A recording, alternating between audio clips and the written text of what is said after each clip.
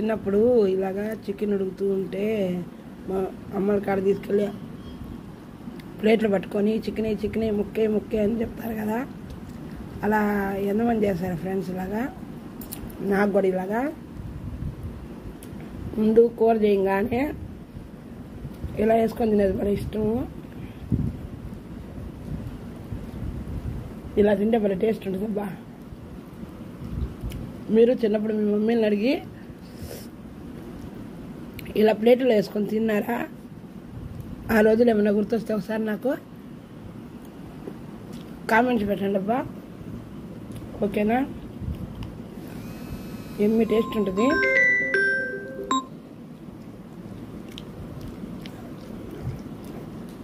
చాలా బాగుంది చికెను.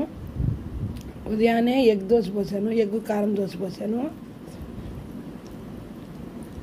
ఇప్పుడు చికెన్ చేశాను, రసం పెట్టాలి. ఇంకా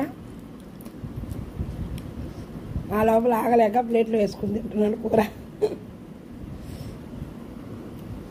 చికెన్ అంటే మనకి చాలా ఇష్టం కదా ఫ్రెండ్స్. మీలో ఎంతమందికి ఇష్టం?